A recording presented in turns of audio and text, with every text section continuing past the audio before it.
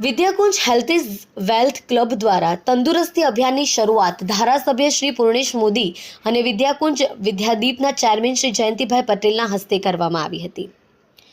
તારીખ 23 ફેબ્રુઆરીના રોજ મન કી બાત કાર્યક્રમમાં ભારતના યશસ્વી વડાપ્રધાન આદરણીય નરેન્દ્રભાઈ મોદીજીએ વર્તમાન સમયમાં ઓબેસિટી એટલે કે મેદસ્વીતા મોટાપો વધી રહ્યો છે, આ એક મેડિકલ મેજર સમસ્યા છે। તે સમસ્યામાંથી મુક્ત થવા માટે તેમણે અપીલ કરતા જણાવ્યું કે આપણે રોજિંદા જીવનમાં ઘરમાં જે તેલનો ઉપયોગ કરીએ છીએ તેમાં 10% ઘટાડો કરીએ। તે ઉપરાંત બહારનું જંક ફૂડ ખાવું નહીં અને નિયમિત કસરત કરવી। આ વિચાર તેમણે વ્યક્ત કરતા દરેક વ્યક્તિ અન્ય 10 વ્યક્તિને આ વાત કરે તેવી અપીલ કરી હતી।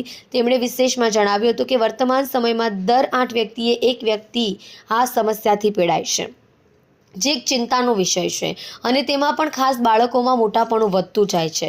સંકુલ નિયામક મહેશભાઈ પટેલના માર્ગદર્શન હેઠળ વિદ્યાકુંજ પરિવાર અડાજણ સુરત દ્વારા ભારતમાં સૌપ્રથમ વડાપ્રધાનશ્રીની અપીલને ધ્યાને લઈ એક પરિપત્ર સાથે લિંક બનાવી વાલી મિત્રો અને આમ જનતાને જોડાવાનો પ્રયત્ન કર્યો।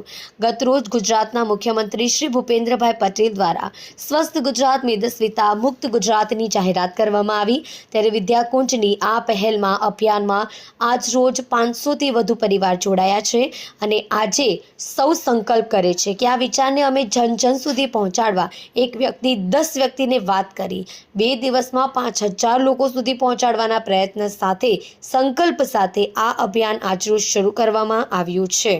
મહેશભાઈ પટેલ, વિદ્યાકુંજ સંકુલ નિયામક।